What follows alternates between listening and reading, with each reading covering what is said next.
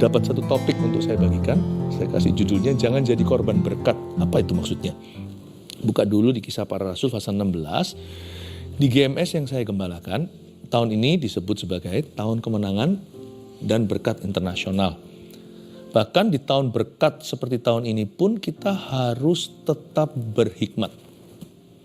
Ya, saya ulang ya. Kita harus tetap bijaksana. Karena berkat itu tidak boleh membuat kita liar. Di dalam segala sesuatu yang Tuhan beri, yang berdasar kasih, buah roh ke-9 yang menjadi penutup barisan adalah penguasaan diri.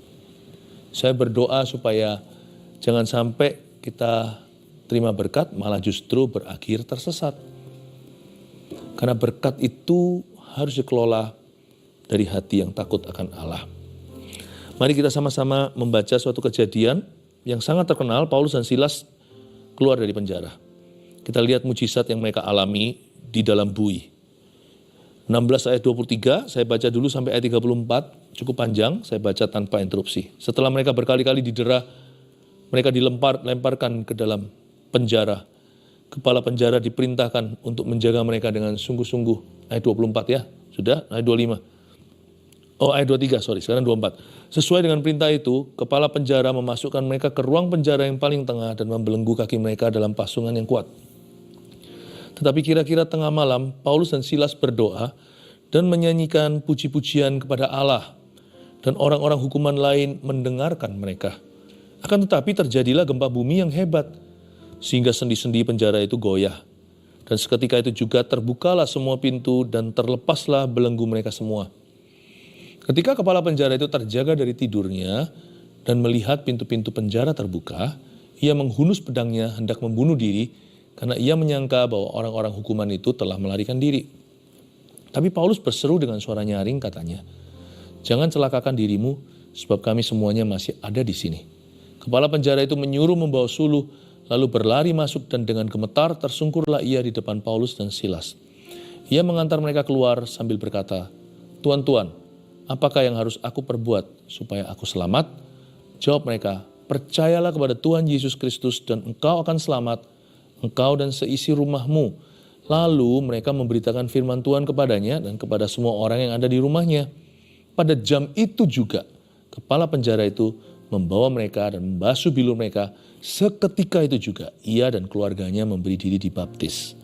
Lalu ia membawa mereka ke rumahnya dan menghidangkan makanan kepada mereka. Dan ia sangat bergembira bahwa ia dan seisi rumahnya telah menjadi percaya kepada Allah. Saya mengkhotbahkan ayat-ayat ini sudah minimal puluhan kali, jikalau bukan ratusan kali. Tetapi waktu saya mempersiapkan untuk saat teduh bersama hari ini, saya melihat sesuatu yang belum pernah saya lihat sebelumnya. Firman Tuhan itu heran. Jadi setiap kali kita membacanya selalu dapat sesuatu yang baru tanpa mengubah maknanya. Jangan jadi korban berkat itu begini. Coba kita lihat ayat 25. Saya ajak kita telusuri cerita ya. Jadi kejadiannya tengah malam. Tapi kira-kira tengah malam Paulus dan Silas berdoa dan menyanyikan puji-pujian kepada Allah. Tunggu dulu.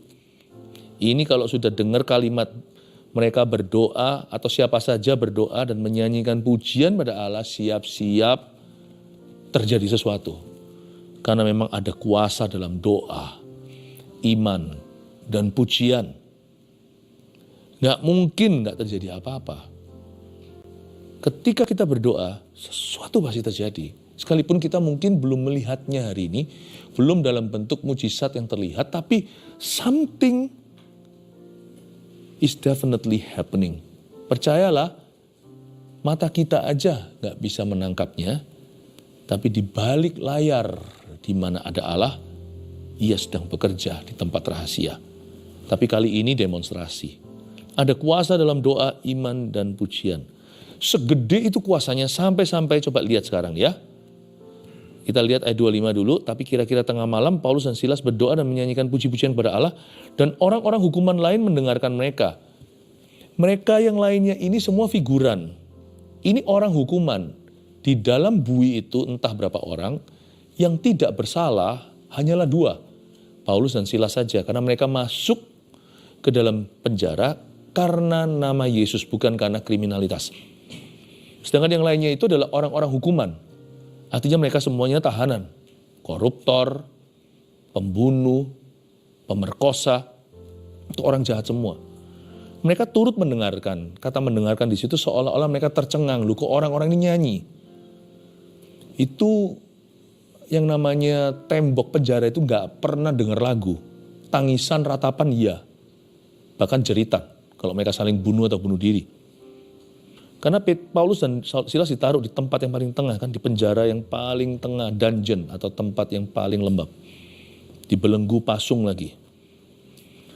Tapi coba lihat ya, saking kuatnya kuasa doa. Doa orang benar itu besar kuasanya itu sungguhan. Sampai-sampai nanti saya kasih bocoran, ayat yang kita baca tadi, orang-orang hukuman lain yang mendengarkan mereka pun terciprat berkat. Mereka punya borgol juga ikut-ikut runtuh. Padahal nggak ada perlunya sih. Sedangkan Tuhan bermaksud hanya melepaskan 2 orang tahanan. 2 orang tawanan saja, yaitu Paulus dan Silas. Mereka pun kena. That's how powerful prayer is. Saya ingin Anda untuk melihat sesuatu di sini. Bahwa seringkali ada satu orang berdoa. Orang yang tidak berdoa, tidak beriman, yang tidak ada hubungan, kena juga karena ada di radiusnya. Ada di radius doanya. Nggak selalu secara fisik ya. Mungkin nanti di masyarakat, nanti akan ada hubungan kerja. Nanti mungkin sempat berpapasan di mana. Bisa jadi lewat relasi siapa. Doa orang benar itu sangat besar kuasanya. Saya jadi ngerti sekarang waktu Paulus nanti berkata, kalau kamu percaya kepada Tuhan Yesus, kamu akan selamat. Kamu dan seisi rumahmu. Makanya kalau kita berdoa itu jangan ragu. Dia terlebih besar. Dia terlebih besar di dalamku. Di dalamku. Yesus terlebih besar. Yesus terlebih besar di dalamku selama-lamanya. Ada orang yang diselamatkan melalui hidupmu, sebenarnya mereka tidak patut diselamatkan gara-gara imanmu. Mungkin tentunya mereka sendiri harus mengambil keputusan. Tetapi mereka bisa ambil keputusan itu karena pengaruhmu. Karena itu jangan pernah kita itu meragukan apa yang Allah sanggup kerjakan lewat kita. Mata tidak boleh gagal beriman, apalagi telinga harus mendengar firman. Hari itu ada orang-orang yang sangat hoki, ya kata orang dunia, lucky, sangat beruntung karena mereka kok pas ada di situ ketika kejadian ini terjadi. Ayat 26. Akan tetapi terjadilah gempa bumi yang hebat akibat doa mereka, iman mereka dan pujian. Sehingga sendi-sendi penjara itu goyah. Coba lihat ya, sendi-sendi penjaranya goyah. Dan seketika itu juga terbukalah satu pintu, betul? Terbukalah semua pintu. Enggak hanya satu. Padahal Paulus dan Silas itu dikucilkan di tempat paling tengah, paling lembab, paling gelap. Hanya satu pintu yang butuh dibuka. Tapi Tuhan buka semua pintu. Akibat doa mereka, pujian mereka, iman mereka. Saya ingin tekankan kebenaran ini. Bahasa Inggrisnya dulu.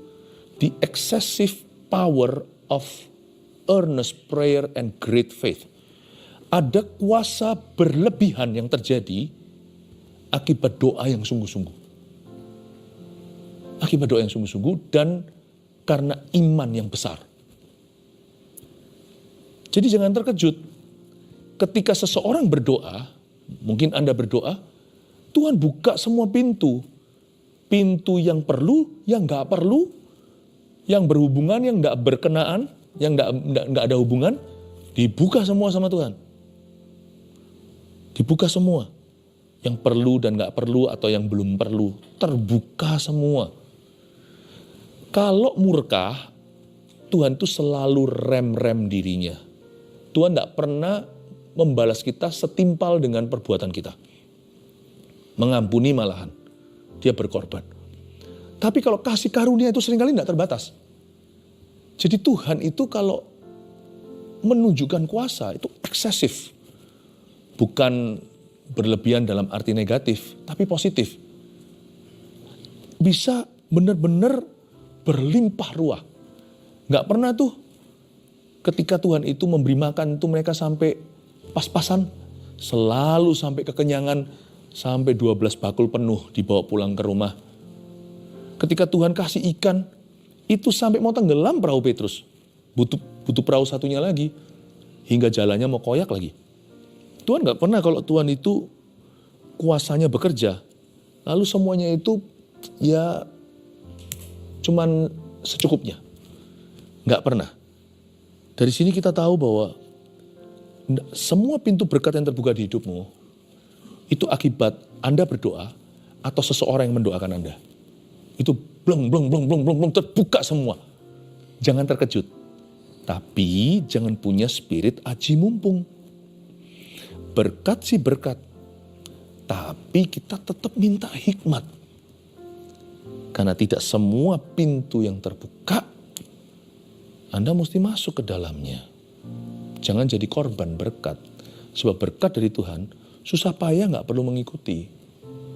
Berkat pun bisa berubah jadi beban. Bukan kutuk, berkat gak akan jadi kutuk kalau berkat Tuhan. Tapi nanti seolah-olah rasa kutuk. Flavornya kayak kita itu dikutuki. Karena bukannya ini adalah berkat. Tapi akhirnya kita kewalahan. Karena kita itu tidak punya perhitungan. Dan karena juga kita tidak sesuai dengan takaran yang Tuhan berikan pada hari ini. Karena Tuhan bekerja selalu indah pada waktu dan tempatnya. Jangan pernah kita melihat kalau setiap pintu, setiap opportunity, kesempatan itu berarti lampu hijau dari sorga. Dia terbuka karena Anda berdoa atau karena ada seseorang yang mendoakan Anda. Itu pintu open semua. Terbukalah semua pintu. Terlepaslah belenggu mereka semua. Bahkan belenggu mereka nggak perlu dilepaskan yang harusnya mereka kena hukuman mati selayaknya begitu. Bukan Paulus dan Silas tentunya. Itu belenggu mereka terbuka loh. Including termasuk semua kriminal. Tuhan itu kalau kasih favor ya, perkenanan pada seseorang ya. Orang yang nggak layak sekelilingnya semuanya juga dibuka sama Tuhan. Dikasih favor semuanya. Anda ingat nggak cerita di Kisah Para Rasul juga tapi di akhir-akhir.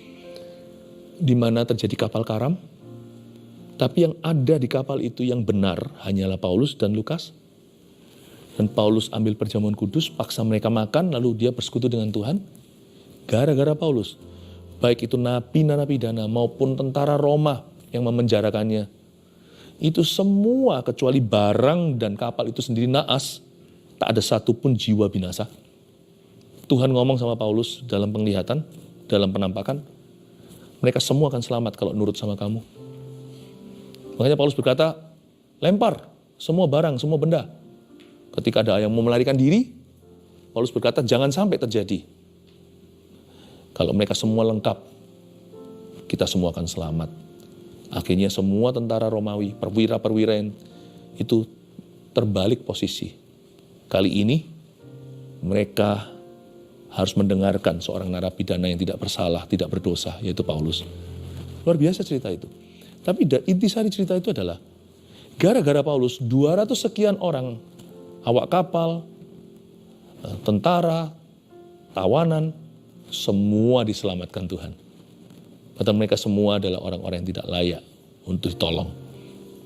Apalagi di antara mereka adalah orang-orang yang ingin Paulus celaka. Coba lihat dari sini ya, kita bisa pelajari sesuatu. When God favors you, waktu Tuhan berkenan pada seseorang dan mendengarkan doa seseorang, pintu yang gak ada hubungannya dibuka semua sama Tuhan. Semua terbuka. Ketika kepala penjara itu terjaga dari tidurnya, ia melihat pintu-pintu penjara terbuka ayat 27. Ia menghunus pedangnya hendak membunuh diri karena ia menyangka bahwa orang-orang hukuman itu telah melarikan diri. Selumranya, selayaknya. Saya rasa dia nggak punya pilihan. Bunuh diri adalah cara yang paling aman.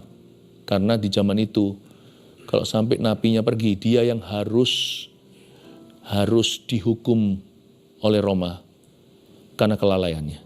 Jadi kalau ada napi yang lari itu nanti hukumannya adalah hukuman mati, kalau dia lari, si penjaga penjara ini yang harus mewakili hukumannya, dia yang dihukum mati. Jadi kepala penjara ini merasa percuma toh ini semua udah lari pasti. Semua pintu terbuka, semua belenggu runtuh. Ya sudah, might as well daripada aku disiksa sama tentara Roma, mending aku bunuh diri. Tapi Paulus berseru dengan suara nyaring, katanya, jangan celakakan dirimu. Garis bawah, sebab kami semuanya masih ada di sini. Pertama Paulus dan Silas. Dan Paulus Silas pun memerintahkan, saya yakin semua nabi itu gak berani bergerak karena tercengang, belum bisa mencerna apa yang terjadi. Paulus dan Silas pasti memberi mereka peringatan, jangan ada satupun yang lari. Pertanyaan saya, Tuhan sudah buka belenggu mereka, kok mereka gak mau lari? Tuhan sudah buka penjara loh, bahkan sendi-sendi pintu itu goyang. Kok mereka tidak melarikan diri? Kok gak nangkep maksudnya Allah? Bukannya Allah yang membuka penjara mereka. Why don't you run? Run away. Kenapa kamu tidak lari, melarikan diri, dan bebas? No.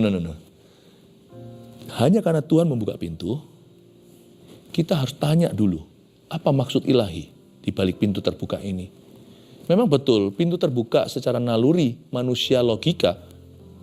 Buka pintu ya, keluarlah. Penjara terbuka, narapidana, ya larilah. Paulus tidak begitu. Dia tidak membaca suasana secara lahiriah.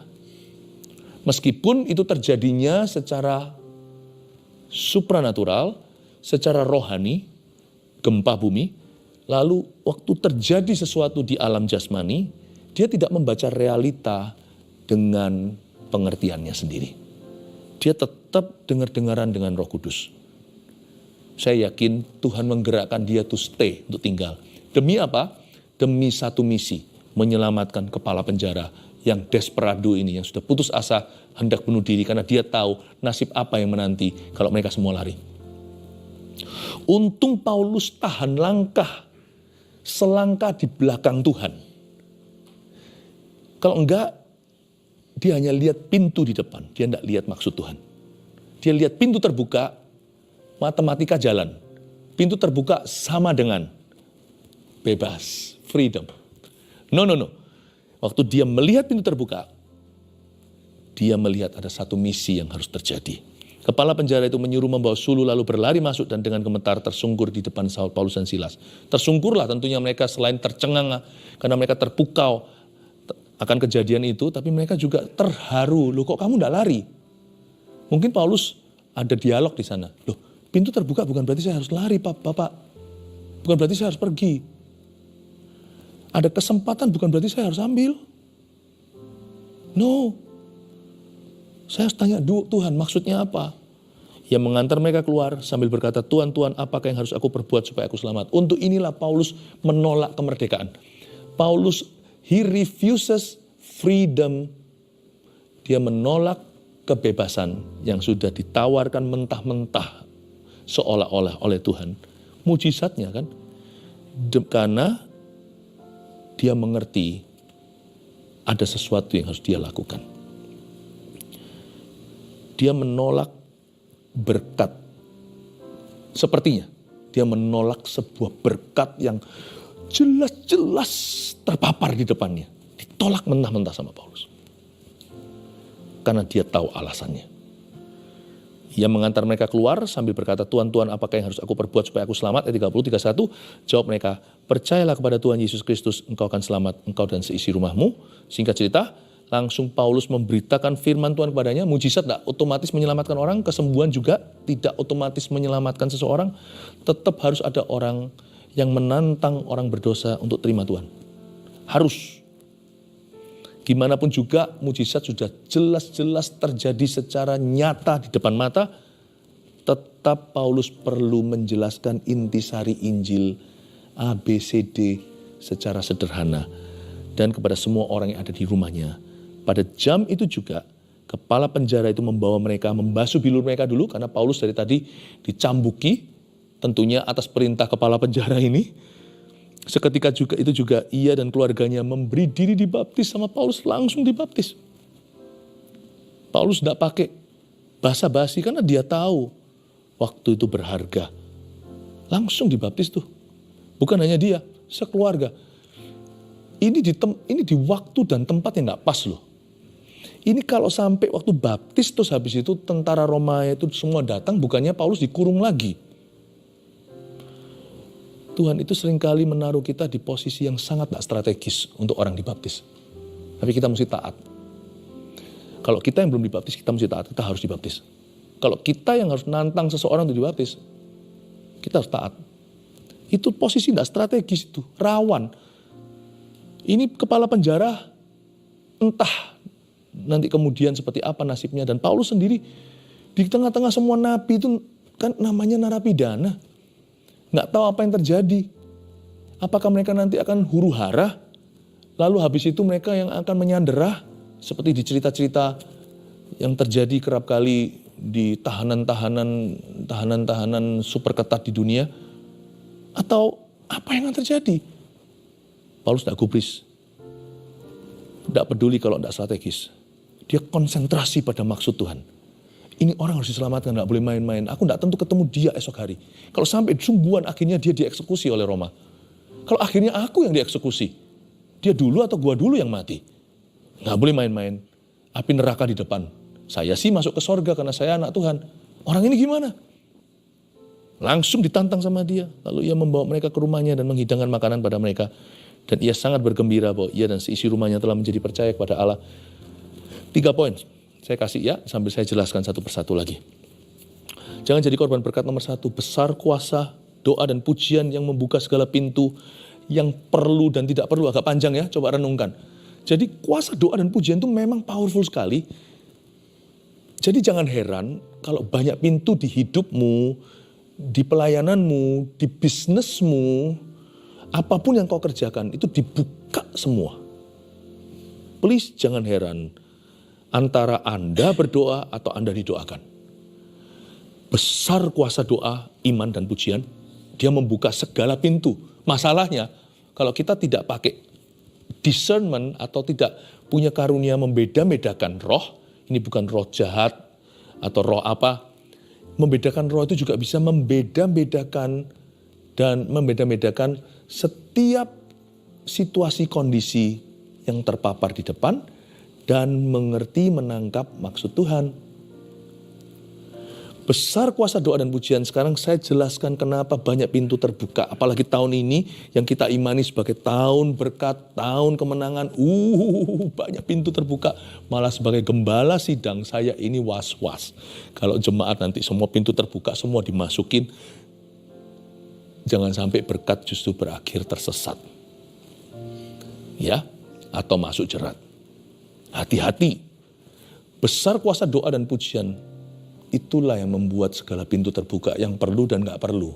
2. Bukan semua pintu berkat yang dibuka Allah. Saya kasih catatan dibuka Allah. Jadi saya setuju itu dibuka Allah. Tapi please ngerti itu dibuka Allah karena kuasa doa, kuasa pujian, kuasa iman.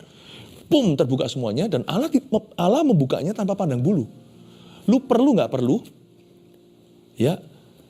Hamba Tuhan atau narapidana tahanan, buka semua sama Tuhan. Bukan semua pintu berkat tapinya yang dibuka Allah kita harus masuk ke dalamnya. Catat baik-baik. Apa yang saya sampaikan ini bukan sifatnya pengajaran semata-mata, tapi prinsip, value atau nilai dan juga termasuk di dalamnya nubuatan. Nubuatan itu tidak tentu prediksi, tapi Tuhan sedang bicara lewat mulut saya, menaruh suatu safeguard, seperti sabuk pengaman, menaruh satu pelita di kaki, terang di jalan, sehingga sehingga kita bisa memperoleh hati yang bijaksana, dan kita bisa menimbang-nimbang. Tidak boleh aji mumpung. Berkat Tuhan itu memang melimpah, tapi tidak semua berkat harus kita ambil. Kalau dalam dunia bekerja, don't make just any money. Jangan make money itu gimana bahasa Indonesianya? Jangan menghasilkan segala macam uang. Meskipun halal sih halal. Ini bukan masalah halal, haram. Ini dalam dunia halal, mujizat Allah terjadi. Don't make just any money. Dalam dunia pertemanan, don't make just any friends. Jangan berteman dengan semua orang hanya karena kita populer. Bukan berarti pilih-pilih orang berdasarkan status dan gengsi, bukan ya. Tapi kita juga harus mengerti hidup ini sementara, hidup ini sebentar saja.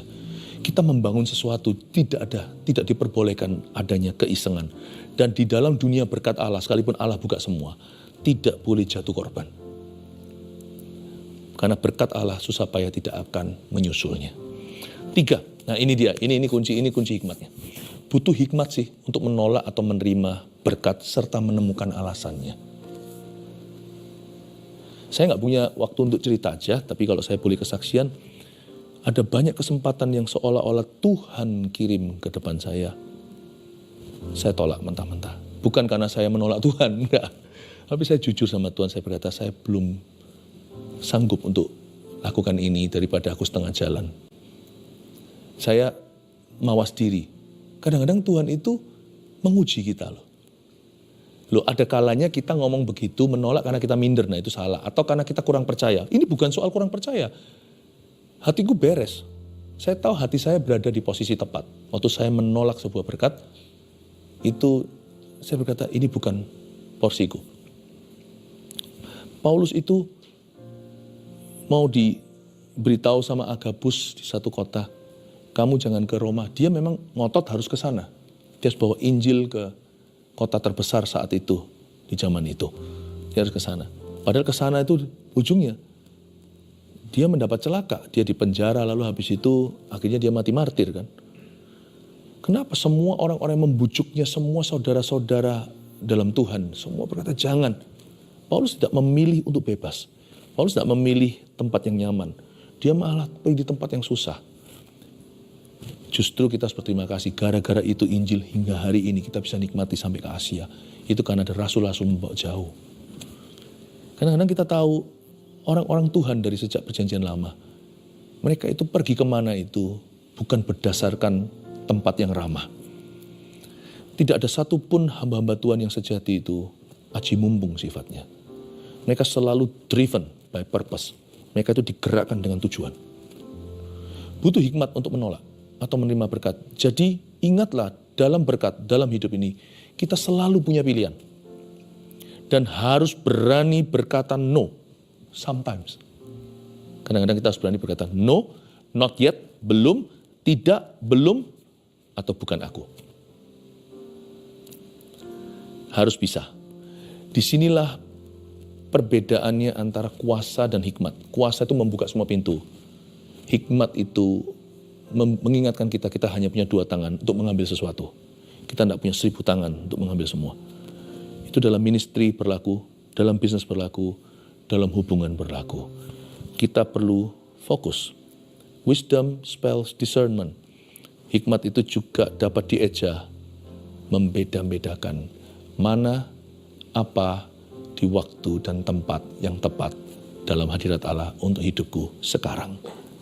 Hikmat itu bisa menata, tahu, mau aku mau membangun sesuatu, aku harus menghitung tentaraku waktu pergi berperang, atau menghitung sesuatu supaya jangan sampai aku membangun setengah jalan.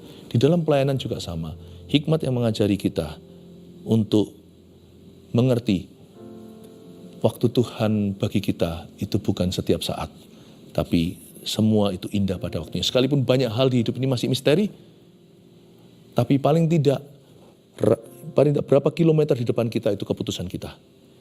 Butuh hikmat untuk menolak atau menerima berkat. Tapi terutama untuk selalu menemukan alasnya. Kenapa kita menerima berkat ini hari ini? Kenapa kita menolaknya hari ini? Kita harus belajar untuk menemukan alasannya. Saya dorong Anda di tahun ini untuk berjalan, bergerak, bekerja, dan melayani dengan purpose. Dengan prayerful purpose, dengan tujuan yang sudah Anda doakan. Orang berkata hidup itu misteri, tidak sepenuhnya. Do you know that? Yang menghidupi hidup ini adalah aku. Meskipun aku menghidupinya bersama Kristus, aku juga harus memutuskan di dalam Kristus. Jangan takut mengambil keputusan. Apa yang Anda siap lakukan hari ini, apa yang Anda belum siap. Yang penting, 1, 2, 5 talenta yang akhirnya Anda setujui, Anda sepakat dengan Tuhan, Anda iyain, itu Anda setia mengelolanya, dan Tuhan akan melipat gandakannya. Amin. Jemaat saat teduh bersama, 3 poin sini, tolong catat, tolong renungkan, jadikan guiding light atau menjadikan terang di jalan Anda di tahun 2025. Jesus loves you. Haleluya. Ajar kami Tuhan.